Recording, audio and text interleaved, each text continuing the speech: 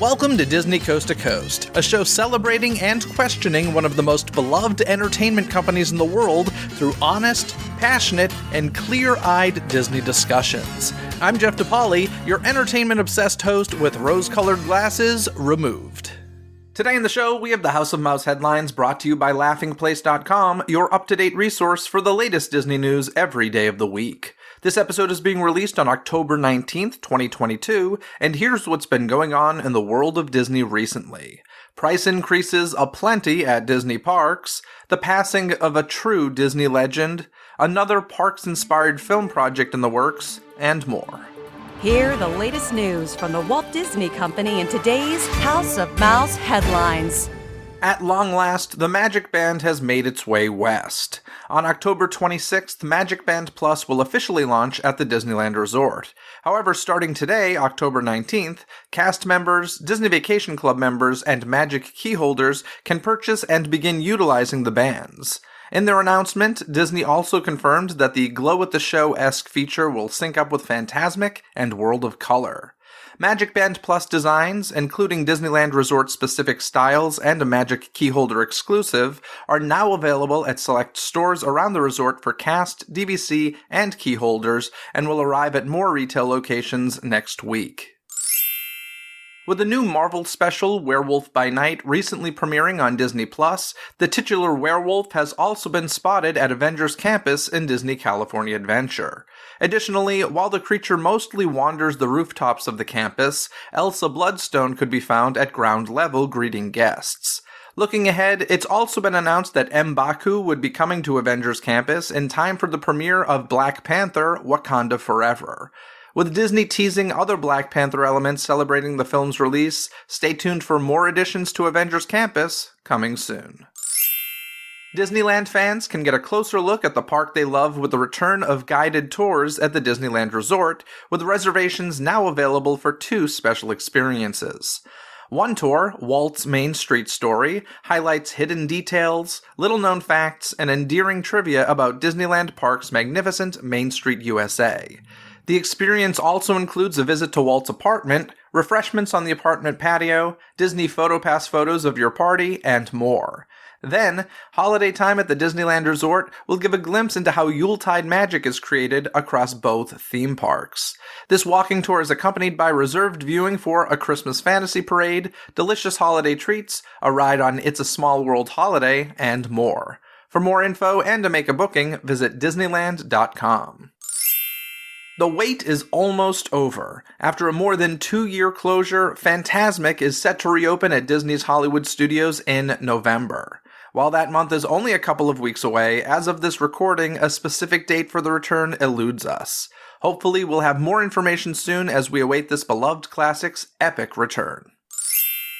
A pricey Disney signature dining experience has returned to Epcot. Monsieur Paul in the France Pavilion has now reopened. Located upstairs from La Chef de France, the restaurant is now offering a prefixed dinner menu coming at a cost of $195 per adult, plus tax and gratuity. That meal includes 5 courses, as well as a glass of champagne. Reservations can now be booked on Walt Disney World's official site.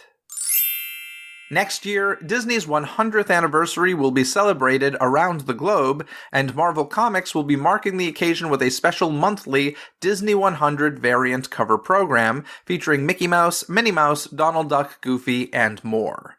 These first-of-its-kind art pieces will see Disney's iconic characters immersed in the magic of Marvel storytelling as they pay homage to legendary moments in the Marvel Comics mythos, including Captain America assembling Earth's mightiest heroes in Avengers No. 4, as well as the groundbreaking debut issues of Fantastic Four and Incredible Hulk.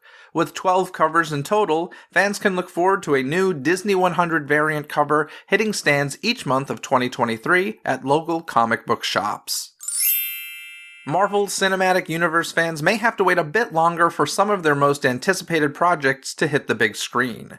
Following news that Blade has lost its director, that film's release has been delayed from November 3rd, 2023 to September 6th, 2024. This shift set off a cascade of other changes, with a recently announced Deadpool 3 date moving from September 6th, 2024 to November 8th of the same year. Additionally, Fantastic Four has now been pushed from November 8th, 2024 to February 14th, 2025, and Avengers Secret Wars has been delayed from November 7th, 2025 to May 1st, 2026. Quite the domino effect. Of course, there will be no lack of content between now and that 2026 date, so fret not, Marvel fanboys and girls.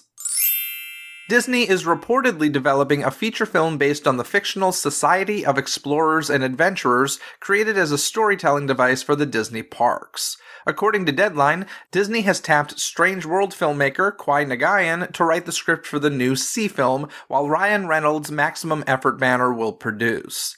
Introduced in 2001 in Tokyo Disney Sea, members of the Society of Explorers and Adventurers have popped up around the world, including in Hong Kong Disneyland's Mystic Manor, Disneyland's Tropical Hideaway, and Magic Kingdom's Skipper Canteen, among other locations.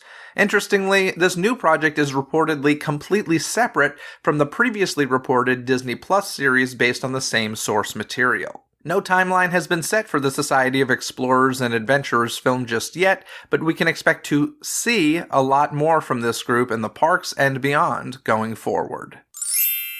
D23 Gold members can take in a special night at the theater with an anniversary performance of The Lion King on Broadway, marking 25 years of the critically acclaimed award-winning theatrical production. For the evening of November 11th, D23 is offering a limited number of premium tickets to see the show at the Minskoff Theater in New York City. These tickets will also include a beverage, a delicious snack, and a D23 exclusive commemorative pin. After the performance, D23 members will be able to stay behind for an exclusive talk with cast and creatives from 25 years of this Broadway sensation. Tickets for the event are $269.99 for premium orchestra and $159.99 for side orchestra. At the time of this recording, tickets are still available to Gold members, so head to d23.com for more information. D23 is also hosting a special event at the Museum of the Moving Image to mark the 30th anniversary of the holiday classic, The Muppet Christmas Carol. Kick off the holiday season on November 13th with a special screening and access to the incredible Jim Henson exhibition.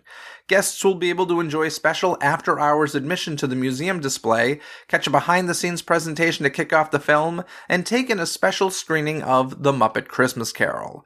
Plus, attendees will take home a commemorative gift. Tickets are $39 per person for Gold members and are currently still available on d23.com. The Australian phenomenon Bluey is taking to the skies above New York City this Thanksgiving as part of the annual tradition that is the Macy's Thanksgiving Day Parade. The lovable pup will be getting his very own balloon in this year's festivities. The Bluey balloon was hand-painted by a team of artists with approximately 50 gallons of blue paint, with the character standing 52 feet tall, 51 feet long, and 37 feet wide. Fans can catch Bluey in the Macy's Thanksgiving Day Parade taking place in New York City on Thursday, November 24th, which will be broadcast live on NBC and streaming on Peacock at 9 a.m. in all time zones. Meanwhile, Bluey can be seen on Disney Junior, the Disney Now app, and is also available to stream on Disney+. Last year, I had the absolute pleasure of interviewing one of the producers of the Macy's Thanksgiving Day Parade here on DCTC, all about the Disney balloons in the parade through the years. You can catch that interview on episode 843 of Disney Coast to Coast. And now it's time to bring in Kyle Burbank from laughingplace.com. How's it going, my friend? It's going well. How about you? You look so dapper today. I feel Thank so you. Underdressed. Nobody can I see. should show you what this shirt is. You might be a little surprised. It's actually inspired by Chucky.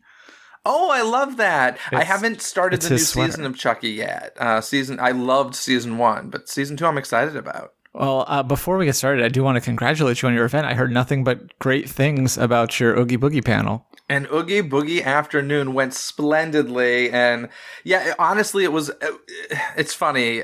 First of all, podcast listeners, you'll be able to hear it in a future episode right before Halloween of Disney Coast to Coast, so if you weren't able to make it live, it will be available. Thank you for the compliment, Kyle, and it did go really well. In fact, after the first question was answered, there was so much information given that I had no idea about. The backstory of Oogie Boogie Bash is so great that I was just like, okay, we can be done right now. Like, seriously, this was so good. And that was like in the first 5 minutes. The feedback's been wonderful.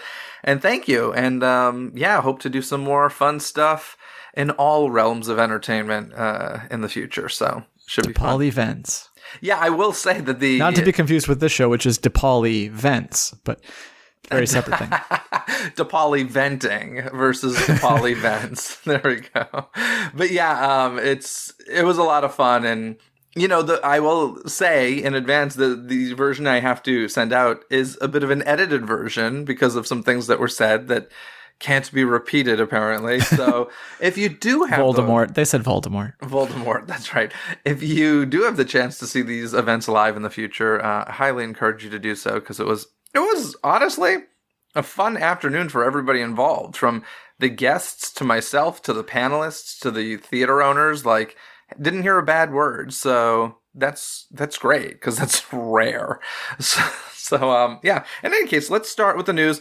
We just talked about something fun. Let's talk about something depressing to start things off, because Disney legend Angela Lansbury has passed away at the age of 96. Of course, I think most famously, she's known for Disney fans as Mrs. Potts in Beauty and the Beast.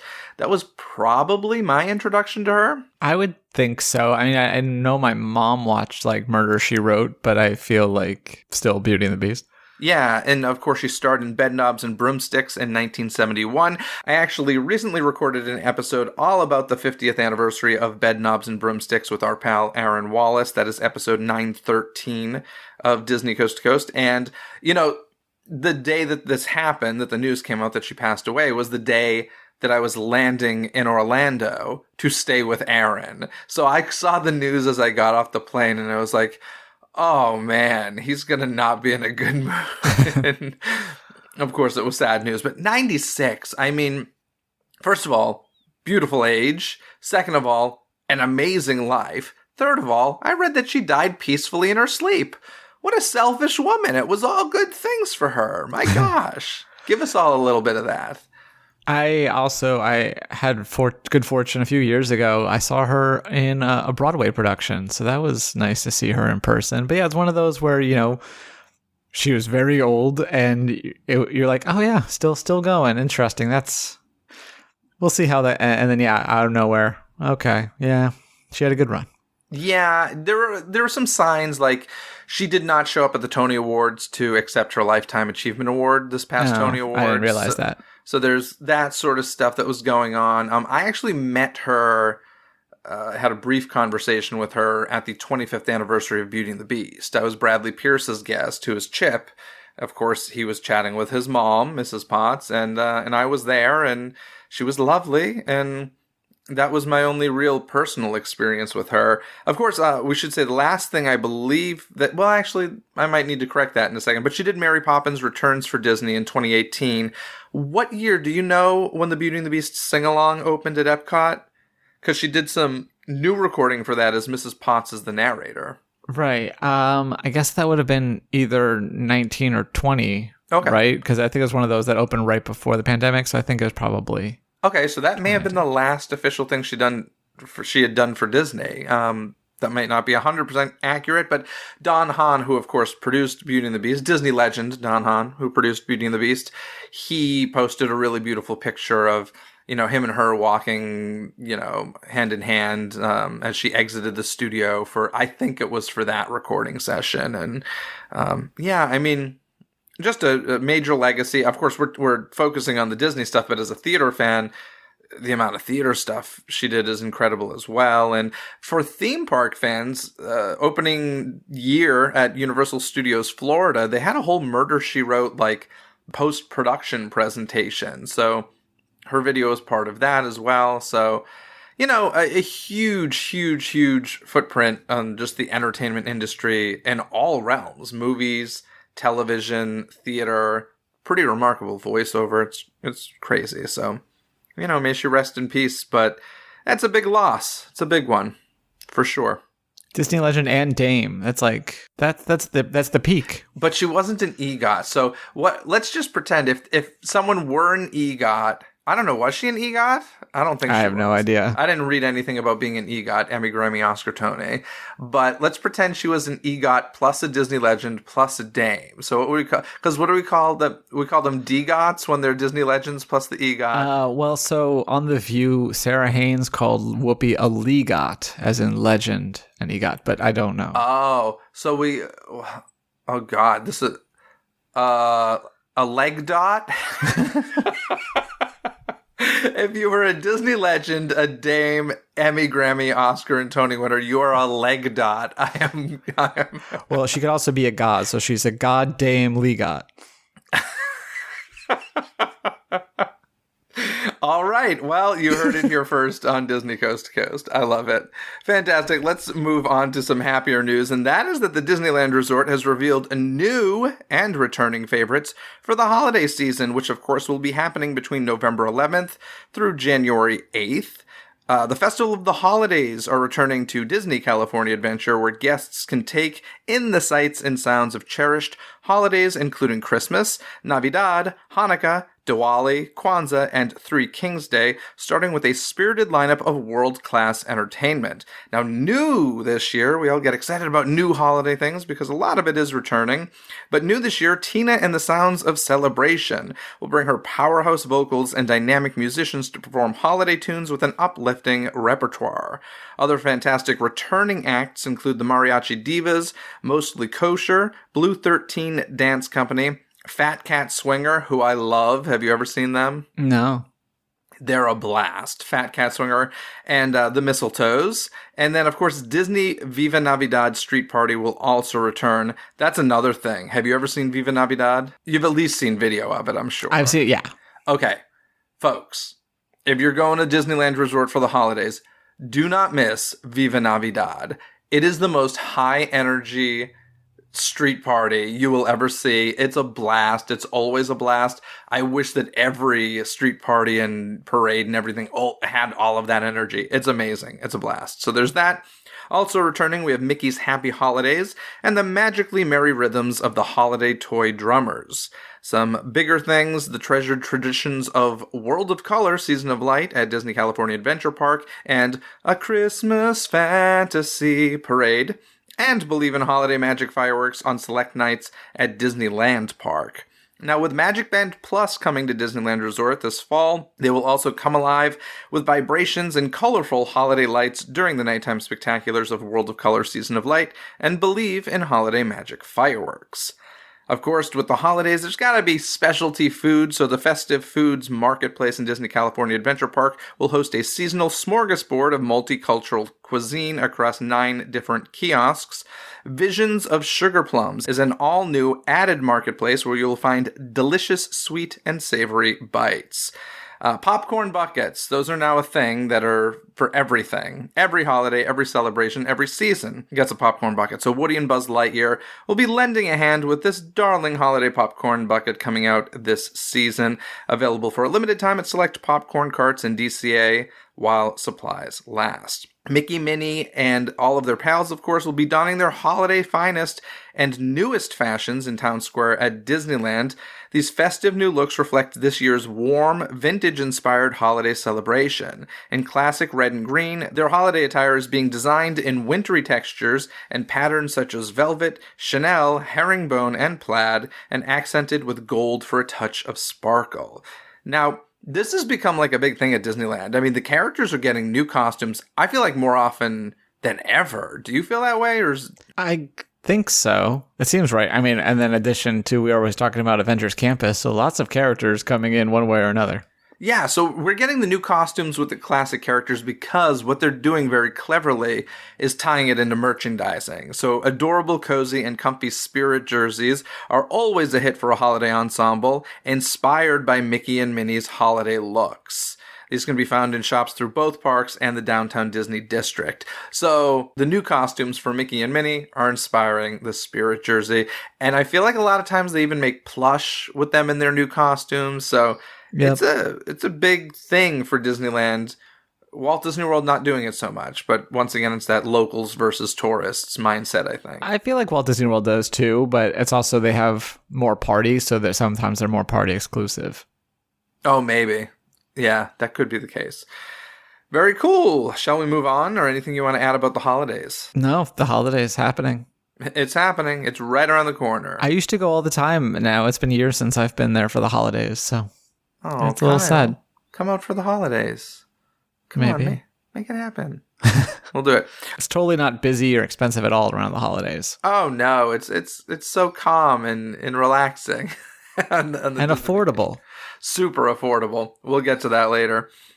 Actually, are we going to get to it now? We're going to get to it now, actually. All right. The Walt Disney World and Disneyland Resorts have announced a major update for the Disney Genie Plus service that initially debuted nearly 1 year ago. Now, rather than having a set price for the service, pricing will be demand-based. This means that guests visiting on busier days are likely to pay more to use Disney Genie Plus than guests visiting during lighter attendance times. Notably, while this change will be coming to both coasts, there are a couple of differences between the two. For Disneyland Resort, now the base price for Disney Genie Plus will be increasing from $20 per day to the new price of $25 per day. Guests will have the option to add Disney Genie Plus to their ticket for a fixed fee of $25. Those who do not add the service to their ticket will be able to purchase it on the day of their visit, with these prices being demand-based. So it sounds like if you're going to do it in advance, right? Yeah. Yeah, but of course not everyone has that option. For annual pass holders or whatever, you're going to have to, if you want to use it, you're going to have to do it on the day of, which might I add, when they updated the annual Magic Keys, rather, they put in the 20% discount for Disney Genie, which sounds great. And then they raised the price by 20% at least. Unbelievable. Oh my gosh. However, while prices for Day of Genie Plus service will vary, $25 is still the lowest price available. The announcement of this Genie Plus update was accompanied by news that Web Slingers, a Spider-Man adventure, would now be offered as part of the Genie Plus service instead of utilizing individual Lightning Lane reservations. Yeah, I can't imagine that Web Slingers got a ton of Lightning Lanes sold, unless it was your first time doing it. Yeah, we have a page on Laughing Place where you can look at wait times, and it also includes the Disney Genie information. And for Lightning Lane, I don't know if I ever saw it. If it did sell out, it wasn't quickly. It wasn't Rise of the Resistance. Yeah. And even now, like the Disney Genie, the wait time isn't that much further back than most of the other things. I think Guardians is usually the first to fill up for the day, and then Web Slingers is pacing slightly ahead of some of the other Disney Genie ones. Alrighty. Now, over at Walt Disney World, Disney Genie Plus will now utilize demand-based pricing as well. The lowest price for the service there will remain at $15 per day, so pretty big price difference. For the month of October, the highest price for the service is currently set at $22 per day, although it's unclear what the ceiling will be for subsequent months. In June, Walt Disney World removed the pre-purchase option for Disney Genie Plus, meaning that guests could only purchase the service on the day of their visit. Therefore, only demand pricing will be utilized at the resort for now. And there's no way to tell what it's going to be. Like, that's the biggest thing for me is, these families might budget for a $15 thing and then show up on a $25 day and not realize it. And if you got a family of four, you got to, pull the trigger then and there. Are you paying an extra $40 or are you going to skip it? Well, you know whose fault it is? The people who buy it. Josh Damar? Oh. No, it's the people who have bought it. Yes. I mean, listen, it's selling really well, apparently. People say they're not happy about it. That's what social media says, is that most people are not happy with it, but people are buying it. I will tell you, as someone who was just at Walt Disney World, it was the worst guest experience of my life, being a person who I refused to buy Genie Plus and Lightning Lane. I think I've made that very clear.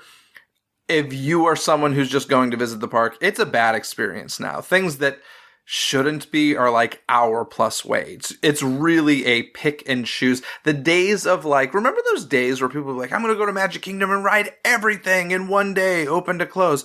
You legitimately cannot do that anymore unless you have Disney Genie Plus and Lightning Lane. And people are buying into it. Therefore, the price is going up. Honestly, don't blame the Walt Disney Company if people are willing to pay the price. Of course, they're going to keep testing and seeing how far they can push it. And until people stop buying it, it ain't going to stop. So that's just the reality. Yeah, it's going to be interesting to see how high it goes too. And then something else to mention with it is it seems like whatever the Disney Genie Plus price is for that day is also what the top individual Lightning Lane will be. So far, this is just, looking at a week of data. So like it was $22 was the top at Walt Disney World over the weekend. And so Rise of the Resistance was also $22 over the weekend. Same at Disneyland. It's been at $25. I don't think we've seen it go higher than that, but I'm probably wrong about that. But then, Rise of the Resistance is also in line with whatever the Disney Genie Plus price is that day. You know what data I'd actually be really curious to see is whether or not Genie Plus and Lightning Lane is affecting merchandise sales, because there are many people who go with a budget, right? And it's like, well, in order for me to enjoy my vacation and get to do everything I want to do, I now have to buy Genie Plus and or Lightning Lane. And therefore I have less money for souvenirs. I'm sure that that's a conversation that the majority of people have, would be my guess. Yeah, I mean, that does assume that people are actually good at budgeting and will stick to it, which if you're on vacation, I don't know how many people are really going to stick that closely to it, but I think it's a good question. Yeah, I'd be curious to see that data, and yeah, I guess that's the hope from Disney, is that like people are like, I'm on vacation, like, I'll worry about the credit card when I get home. With Disney Genie, if like, oh, you see somebody else, why don't I get a cool light up pattern when I tap? I'm going to have to go buy one of those new magic bands so that while I'm using this thing that I spent money on, that I can make pretty colors. You know what I honestly want to see? I mean, Genie Plus, Lightning Lane has legit caused a problem in standby lines. But on top of that, one thing I've noticed while I was there that's really frustrating is the park hopper situation is still 2 p.m. You gotta wait till 2 p.m. to park hop. What I really truly want is for Disney executives to go on vacation to a Disney resort and do all this stuff without any priority access. Like, I want them to experience this, because I gotta tell you, it is such a bad guest experience, and it's just horrible. I was there with friends who were like, oh, I could only get a reservation for Epcot, so I got to go hop to Epcot, tap in there, and then come meet you at Magic Kingdom. And I'm like, it's just like an incredible amount of time wasted. It's just not a great system. So if any Disney folks are listening, sincerely, send your executives on a week vacation where they just experience Walt Disney World as an average guest. And I would love to see their reaction, because I think they would be like, I ain't doing this. I think they'd be like, I'm going back to the hotel and hanging by the pool and getting a margarita. That would probably be the reality. I just was imagining an Undercover Boss spinoff with Disney execs as guests. Disney Plus, there we go. It just gave you a TV show idea. That should happen.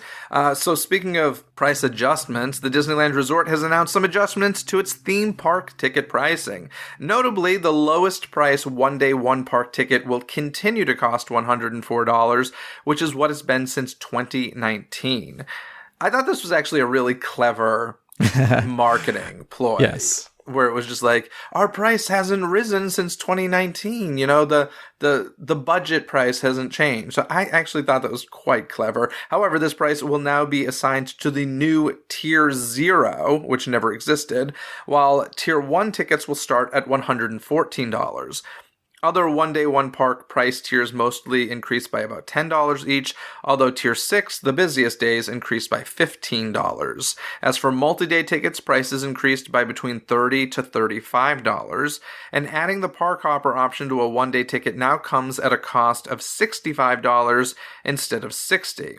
Adding a hopper option to a multi-day ticket continues to cost $60. So, this is just the annual tradition at this point. I don't know if time's flying by or what, but I feel like it's happening way more often. No, it's been a year, and this one is actually fairly close to what inflation's been over the past year, to be fair. But still, I think the Genie one's a lot bigger story this time around, and I'm glad that they didn't raise the standard parking. That came as a shock to me for the same reason that I was talking about with Genie Plus, where they gave everyone a discount and then raised the price. I could have sworn they were going to raise parking another $5 or whatever, but they didn't this time. Yeah, parking is it's like $30 at Disneyland now. Like Yeah, parking we're is just really expensive. Yeah, that's crazy. So it's I think it was wild. 15 when I was there, and of course I had the premium, so I never paid for it. Yeah, it's wild. Anywho, let's talk about the Disney 100 anniversary celebration because it is set to kick off on January 27th, 2023. It is very, very close. The Disney 100 anniversary celebration will take place all year long at Disneyland Resort and will feature limited time offerings. Disneyland Resort will receive platinum-infused decor, and Mickey and Minnie will sport sparkling new looks. Do you think there will be spirit jerseys and plush to go along with that, maybe? 100%, and new emo clothes and all sorts of things, I'm sure. Yeah, special food and beverage and merchandise offerings will also be available throughout the celebration. Sleeping Beauty Castle will be adorned with platinum banners and bunting, accented by a cabochon, which I never had heard of before, featuring the three good fairies. They're like jewels. I googled it. And they'll illuminate with shimmering pixie dust. This is what I'm excited about. This is super nerdy, but 2 water fountains will also be added to either side of the moat, while a wishing star will sparkle from the tower above. I love fountains. I am a fountain guy. I'm a water guy. Put me near water, I'm happy. And I don't know. I just saw the concept art of the fountains in front of it. I was like, yay, it's so beautiful. So I'm excited about that. It is, but when I first saw the word fountains, I was picturing more like what Disneyland Paris has. Paris. Yeah. And yeah, these are more stationary, a little bit more classic and stuff. I think it looks nice, but I do, I hope that they lean into this and then maybe afterwards get a little bit more dynamic and have more fun with those. I don't know if they can. It's a small moat. Yeah. That's the thing. Well, everything's small. At Disneyland? Yes. Yeah, Particularly around the castle, because the castle is tiny. Yeah, so Disneyland Paris has a lot more space to play with. That would be great. I mean, the Disneyland Paris quote-unquote fountains are more like World of Color fountains, where these are traditional fountains you'd find in a garden. But I still think that they look beautiful, so I'm looking forward to seeing that. The resort will also feature 2 brand new nighttime spectaculars. We've talked about this a bit. At Disney California Adventure, guests will be treated to World of Color 1, which will celebrate the storytelling legacy started by Walt Disney a century ago. The show will tell a new story of how a single action, like a drop of water, creates a ripple that can grow into a wave of change. Good concept for World of Color. Cute. It brings some of the most courageous, loving, and inspiring characters to life in new ways. The show will also feature a new original song, Start a Wave. And at Disneyland Park, guests will see Wondrous Journeys, a new nighttime spectacular that will ignite the wonder in all of us. These are things we heard at D23 Expo. The show will feature nods to every Walt Disney Animation Studios film to date, taking us on a journey filled with artistry, music, storytelling, and heart. It will continue to build upon the park's state-of-the-art projection effects, turning Main Street USA, Sleeping Beauty Castle, the facade of It's a Small World, and the Rivers of America into an artist's canvas that brings characters to life all around you. And on select nights, I don't like this trend, just gonna say that. Select nights, Wondrous Journeys will go even bigger with the addition of sparkling fireworks in the sky above Disneyland. This has become a thing. I don't love it, Kyle. Yeah, it's how it is. So it's usually like weekends and bigger days. Yeah, it'll be like Friday, Saturday, Sunday. They'll do fireworks in addition. The thing I do love about these is because fireworks are so often canceled at Disneyland Resort due to high winds. I do like that they can still put on a show even without them. I think that that's great. But yeah, I always feel bad for weekday guests, but what are you going to do? That spectacular will also feature an incredible new song, It's Wondrous. Now, interestingly, as part of this January 27th opening of the 100th celebration, we also learned that Mickey and Minnie's Runaway Railway will open that date. But interestingly, Mickey's Toontown is still not slated to reopen until spring 2023. So it'll be curious to see how they load that. They should do a really long red carpet. Okay, let's do backstage that. or whatever. It's about halfway into Toontown on the right side. So it could just be like a whole mess of construction walls on the left. And the stuff before it, it's either going to be Runaway Railway construction completed, and then I guess Roger Rabbit's there. So maybe it's just an area that's not getting retouched all that much. But that's kind of interesting that they're doing that. I find Yeah, it's They do lots of weird things these days. They do. Let's talk about something that people all over the country can enjoy, or at least in a lot of areas of the country, because Walt Disney Animation Studios has announced that they are teaming up with creators of the popular immersive Van Gogh exhibits, Lighthouse Immersive, to bring the films of Disney animation to life in a new way later this year. Have you ever done one of these immersive Van Goghs? So yeah, I did the one in Vegas, and actually the same venue is going to host this as well. Okay, cool. So I've done it in Los Angeles, and it's pretty cool. I mean, it's a bit high priced, but like the immersion, it's beautiful projection work. Like projectors are just fantastic this day. What you can do with a projector is quite amazing.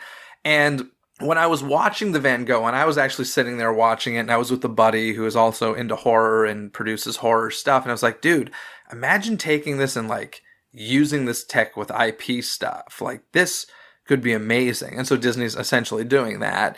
Celebrating the 100th anniversary of the Walt Disney Studios, the exhibit will bring to life the worlds of Walt Disney Animation Studios films in a new way never seen before, allowing guests to literally step into the films and be immersed in the art and music of the iconic films from the studio.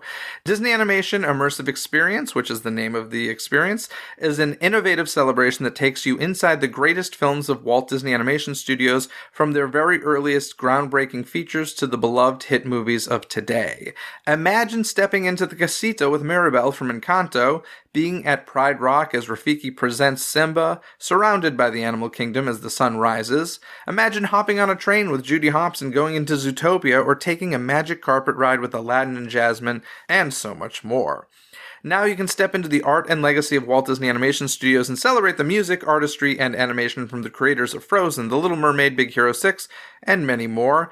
Now, you'll first start in a check-in reception area where you'll get a wearable tech before entering and finding Walt Disney himself with the famous quote, "It was all started by a mouse," before heading down the rabbit hole, where a sonic and visual experience will take you on an entertaining and educating exhibit about the history of the art form. There was definitely no tappable wearable tech with Van Gogh, so this is like a new addition. No, there was a cushion for your butt.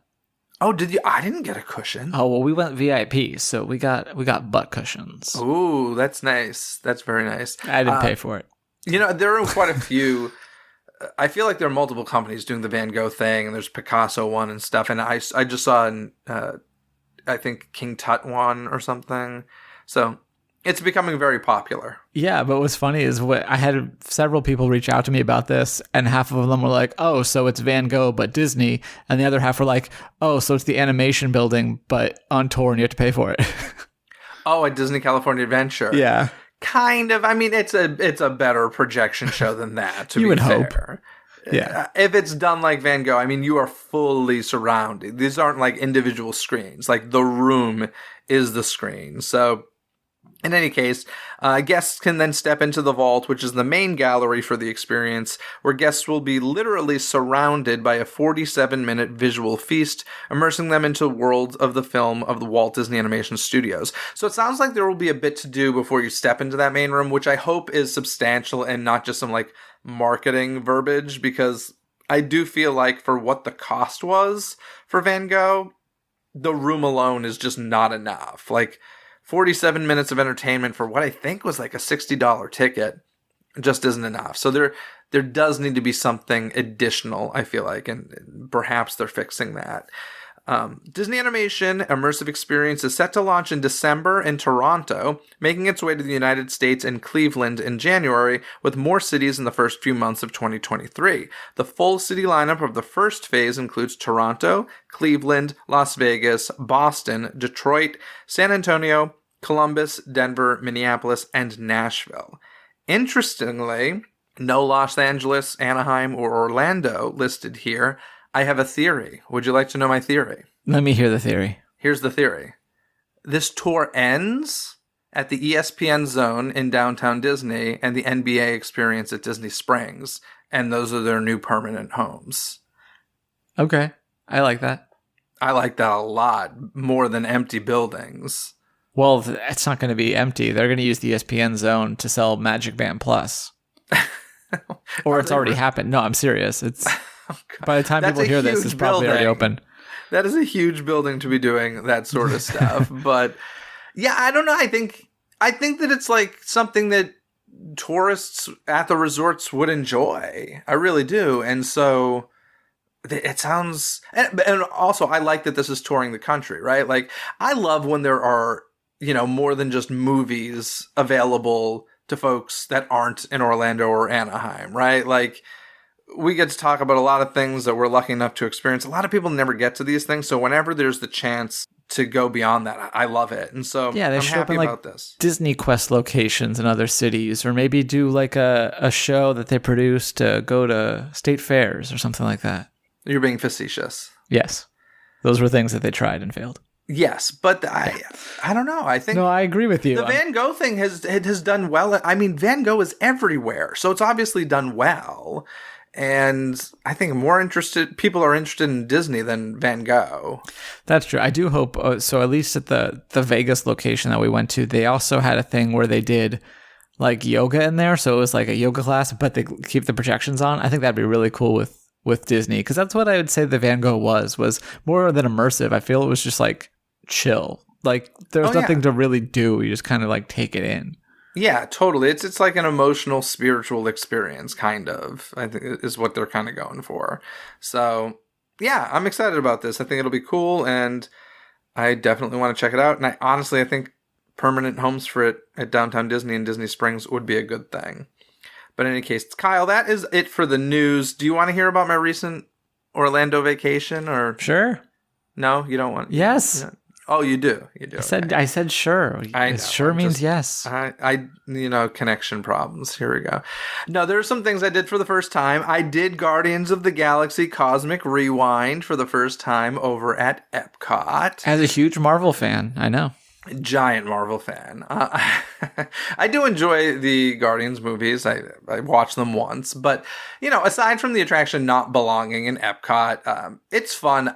Honestly, I was very nervous to do this because I just heard so many people got sick on it, and I'm happy to say I did not. I did make sure I went with like an empty stomach, and I had no problem.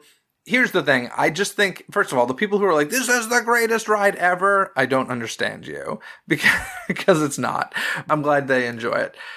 It was a lot of fun. I really enjoyed it. As far as like they tried to promote it like this is a new sensory experience. I'm like, no, it's not. Like, literally, Knott's Berry Farm has had a spinning roller coaster for years.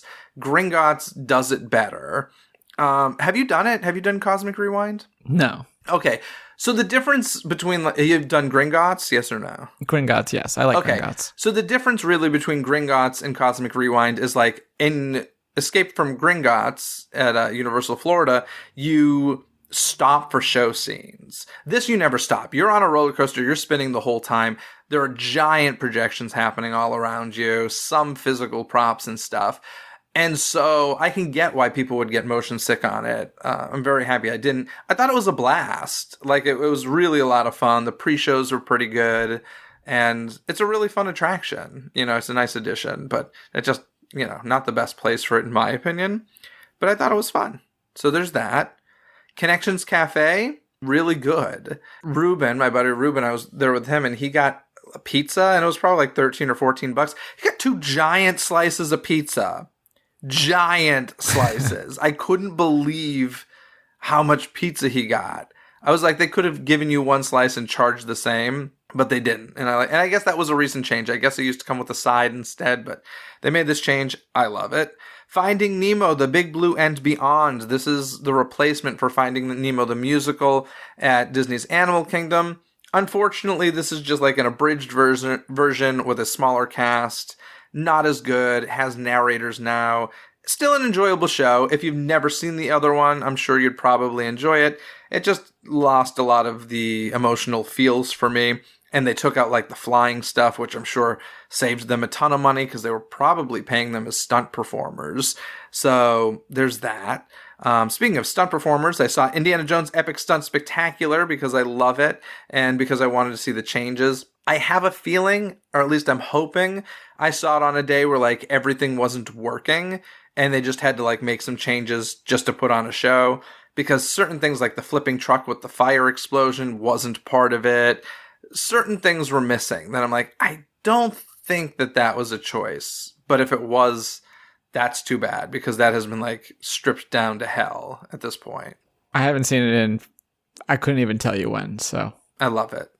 So there's that, but I was disappointed by it. Like I said, I hope it was just like some technical problems. I saw Disney Enchantment for the first time. I'd only ever seen it from the Polynesian. So like I actually saw it, I was standing right to the left of the Walt and Mickey partner statue. It was a great spot. Nice show. I don't think it compares to Happily Ever After, so I'm happy that's returning, but I'm happy I got to see the recent Walt and Roy edition to that.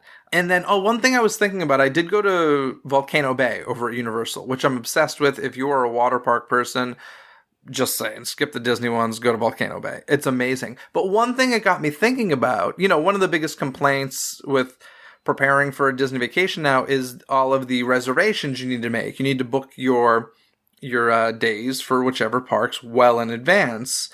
And I was at the water park on a day that I chose because Universal doesn't work that way. And I chose it because it was like the perfect water park day. It was gorgeous. And I was like, oh my gosh, how does Disney deal with this? Because you can't do that. Because like, let's say you have, let's say Wednesday is going to be a beautiful water park day, but you have an Epcot reservation. You can't just like necessarily easily change that Epcot reservation.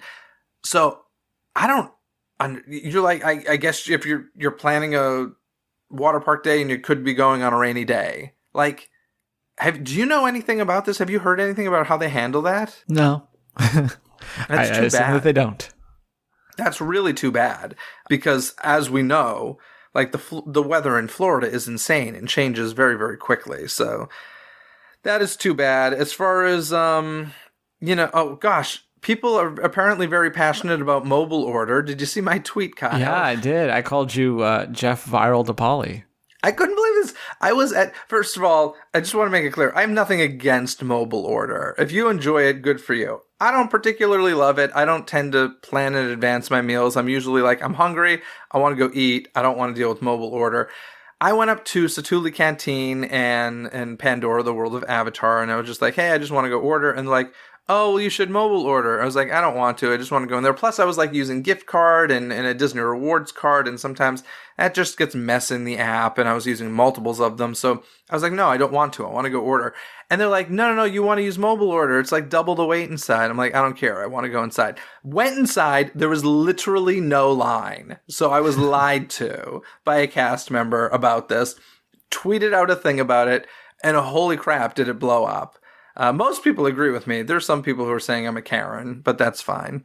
But I didn't see any Karen accusations, but I haven't checked it since yesterday. I don't think they use those terms, but a couple people were like, one way I was like, oh, you're scared of new technology. And I was like, yeah, I guess. No, I've used mobile order. I just don't find it convenient. I would rather wait in a line than deal with the frustration of mobile order. Like, everybody knows Disney apps are bad. So like, I just don't want to deal with it.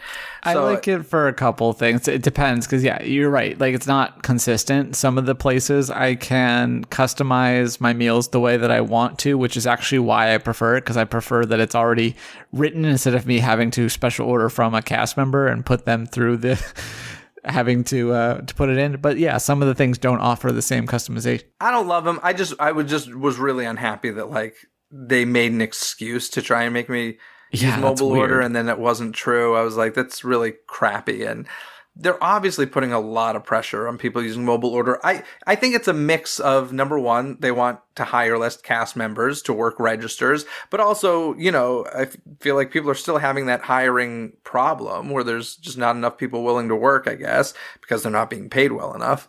And therefore, they're really pushing for mobile order. I just wish they'd stop pushing for it. Have it as an option. Let people use it who want to use it. Some people love it. Some people say they would never go back to ordering at a register. Great. Good for you. Do it. Just don't lie to me. That's all. Yeah. So there's that.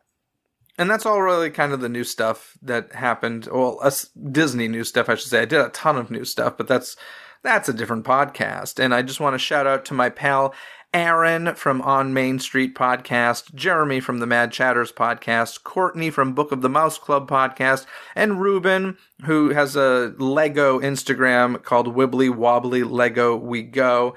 And they've all been on past episodes of Disney Coast to Coast, but I had a fantastic time hanging with all of them in Orlando, and honestly, they're 50% of the magic for me at this point when I go to Orlando. So Only 50?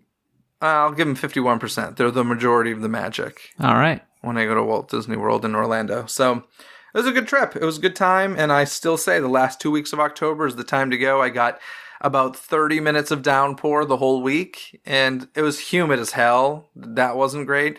And also, I will say, October is now the new summer. It was mobbed. I mean mobbed. Every day, every park. So Jeez. Keep that in mind. But weather-wise, it's manageable last 2 weeks of October. Anywho, that's all I got. Anything you want to add? I'm glad you had a good time. It was fun to see your tweets, even the non-viral ones. What did I tweet? Oh, I was like, the one I was like, this should be going viral. Long story short, there's a character or pumpkin, a jack-o'-lantern at Halloween Horror Nights Orlando, which is the main reason for me going this time of year. And they call him Little Boo. And he went viral like last year, I think. And now like Disney has like fan viral. And now not Disney, but Universal has officially adopted him and made him a thing and made merchandising and stuff. And I want the pumpkin and the Halloween scene of Carousel of Progress to become the new Lil Boo, but like the Disney version. That's my want. That should have gone viral, but instead, me complaining about mobile order did. So what are you going to do? That's how it goes. What are you going to do? Anywho, Kyle, thanks so much for this extra long chat this week. I appreciate it. And I will talk to you next time. Bye. Thanks for tuning into this episode. Don't miss any future episodes by subscribing and following Disney with a Z, Coast to Coast, on your favorite podcast app. If you enjoy the show, consider supporting it at no extra cost to you by visiting the Who's It's and What's It's link in this episode's description and save 15% on the magically inspired apparel simply by using discount code DCTC at checkout. This episode has been executive produced by Mackenzie Jalen Arnold. Gain rewards like Mackenzie, including access to never-before-heard episodes and live-stream Q&As by visiting the Patreon link in this episode's description. And don't forget that I'll be matching 100% of your first month subscription to the New York Restoration Project for all new patrons joining this month, October of 2022. Basically, anything you need can be found in this episode's description, from additional information and links discussed in this episode found in the show notes, to the DCTC hotline where you can leave a voicemail and be heard on a future episode, access to the show's official website, some free gifts from me to you, and so much more. So be sure to check out this episode's description. Other than that, folks, have a magical day. Bye! Thanks for listening to Disney Coast to Coast. Have a magical day. Disney Coast to Coast is produced and hosted by Jeff DePauli. Learn more about the podcast and become a supporter at DisneyCoastToCoast.com.